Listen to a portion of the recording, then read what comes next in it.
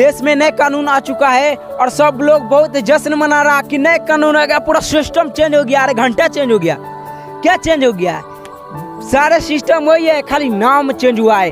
अब तो नेता मुझे लगता है ऐसा कि अपने हिसाब से कानून बना लिया है ताकि भारतीयों पर राज करने में कोई परेशानी महसूस ना हो। और पुलिस का विशेष अधिकार दे दिया गया है और पुलिस किसी को भी घर से उठा सकता है बिना नोटिस दिए, और लड़की किसी को फर्जी मुकदमे में फंसा सकता है।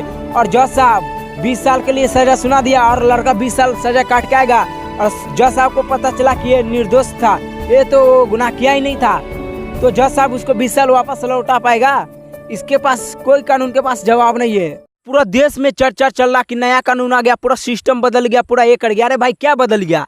जनता का मूर्ख बना है दोस्तों, और कुछ नहीं। नाम चेंज हुआ है, व्यवस्था सब वही है। मतलब पहले अंग्रेज गुलाम हम लोग को रखा था, तो 1947 में जब देश आज़ाद हुआ तो हमारे भारतीयों को सौंप के चला गया अंग्रेज। अपना जो कानून सारा लागू किया था, अपना तौर तरीके से चला रहा था, भारत को लूटने का, भारतीय के प्रताड़ित करने का। वो जो अपना कानून बनाया था, कानून के माध्यम से जो लूटा करता था, वही सब कानून भारतीय जो नेता था उसको सौंप के चला गया था। और नेता क्या किया था कि उसी कानून के चलाता आ रहा। आप संविधान के अगर गौर से पढ़ोगे ना तो हमारे भारत के बहुत कम है। पूरा सिस्टम दूसरे देश से लिया गया है। और मज़े की बात यह है कि उस पर सब गर्व महसूस करता है, निंदा होने के बजाय गर्व महसूस करता है। और यही है मूर्खता के निशानी। मुझे लगता है दोस्तों हमारे भारत की परिस्थिति अलग है और हमारे इस टाइम वर्तमान स्थिति अलग है। इस टाइम के मौजूदा हालात के देखते हुए कानून बनाना चाहिए, व्यवस्था बनाना चाहिए। लेकिन अभी तक उन्हीं अंग्रेजों वाला सिस्टम चल रहा है। और ये जो नया कानून आया है इससे सिर्फ नाम बदला है। पहले मर्डर का जो केस लगता था, आईपीसी की धारा, सीआरपीसी की धारा लगता था, जो वो 302 में लगता था मर्डर का, हत्या का। अब उसी को नाम चेंज कर दिया गया है, अब किसी और में धारा लगा दिया गया उसको। तो सिर्फ नाम चेंज हुआ है, व्यवस्था सब वही है। इंडियन फॉरेस्ट एक्ट ये जो बना था अंग्रेज़ों के द्वारा 1861 के आसपास की इसी टाइम बना था। इंडियन फॉरेस्ट एक्ट अभी तक चलता आ रहा। जो इंडियन फॉरेस्ट एक्ट होने के बावजूद देश के एक भी जंगल सुरक्षित नहीं है, पूरा जंगल कटा जा रहा है।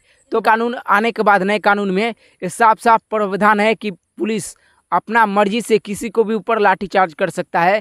ये नेता अपने सुविधा के हिसाब से कानून बनाया है, ठीक है। अब एफआईआर करने के लिए आपको 14 दिन का समय आपको लेगा पुलिस। पहले बोलेगा हम 14 दिन के बाद एफआईआर करेंगे, पहले जांच करेंगे। अगर मामला 3 साल से 7 साल के बीच के हो तो, और ऊपर के हो तो, मतलब आपको तत्काल, चाहे गंभीर से गंभीर मामला हो, तत्काल एफआईआर दर्ज नहीं होगा। हालांकि पहले भी नहीं होता था, थाने में धक्का मार के बिगला दिया जाता था पुलिस के द्वारा। लेकिन मुझे लगता है उससे भी अब पुलिस के ज़्यादा अधिकार दे दिया है। अब देश में जनता राजा नहीं, अब पुलिस राजा है। पुलिस के जज के पावर दे दिया गया है एक प्रकार से देखा जाए तो। कोई नोटिस नहीं, कोई नहीं। किसी का अगर मान लेते आपको हेलमेट चेक करने के लिए पुलिस रोका, अगर आपको आप हल्का बोले कि ठीक है सर फाइन काट दीजिए, गाली गलौज मत कीजिए, बदतमीजी से अगर बात कर रहा है, इतना बस आप कानून समझा दिए पुलिस वाले को, पुलिस आपको जेल में डाल देगा, कोई नहीं रोक सकता। वो यही केस बनाएगा उल्टा कि ये हमको, मतलब हमसे क्वेश्चन कर रहा था, हमारे ड्यूटी में बाधा उत्पन्न कर रहा था। व्यवस्था सब वही है अंग्रेजी वाली, और इसमें न्याय नहीं मिलता है, अत्याचार होता है, ठीक है। हम सबको सत्य पता रहता है लेकिन गवाह नहीं मिलता है, तो गवाह के नहीं मिलने के कारण कई बार दोषी को सज़ा नहीं मिल पाता है। और जो पीड़ित व्यक्ति है वो न्याय के लिए भटकता रहता है। अब वो कहानी सुनाता हूँ। हमारे देश में एक राजा हुआ करता था, चंद्रगुप्त विक्रमादित्य। उसके वो इतना ज़्यादा न्यायप्रिय राजा था कि उसके एक आपको किस्सा बताता हूँ। उसके दरबार में एक मामला आया, 2 माता था और वो झगड़ा कर रहा था कि ये बेटा हमारा है, और दूसरे माता बोल रहा था ये बेटा हमारा है। दोनों झगड़ा कर रहा था। जब ये मामला राजा के पास गया तो राजा धर्म संकट में पड़ गया। अब उसको सिद्ध करना था कि बच्चा किसका है। तो राजा ने आदेश दिया कि आप लोग सिद्ध करो कि बच्चा किसका है। तो दूसरी माता को दिया तो वो सिद्ध कर दिया कि बच्चा हमारा है। जब दूसरे माता को दिया तो वो भी सिद्ध कर दिया हमारा है। अब राजा धर्म संकट में आ गया।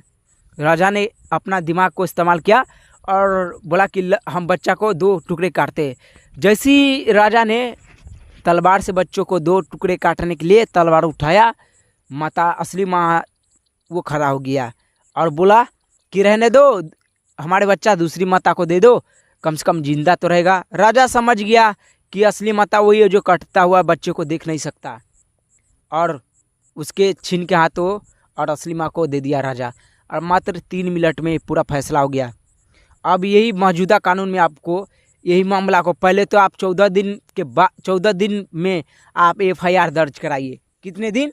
14 दिन। 14 दिन के बाद वो जांच करके पता करेगा कि FIR करने लायक है कि नहीं। और जांच में पता ही है आजकल क्या होते हैं। उसके बाद कोर्ट में जाइए, कोर्ट में तारीख ब तारीख पड़ेगा और 60 दिन तक लंबा प्रक्रिया चलेगा। 60 दिन के बाद पता, वो भी सबूत इकट्ठा होने के बाद गलत है या सही है सबूत, उसके आधार पर आपको फैसला सुनाएगा। हो सकता है कि कोई झूठे सबूत दे दिया तो आप जाओगे अंदर। ये सत्य के जीत नहीं होता है, कानून का जीत होता है। कानून और सत्य में बहुत फर्क है, समझना पड़ेगा पूरे भारतीयों के।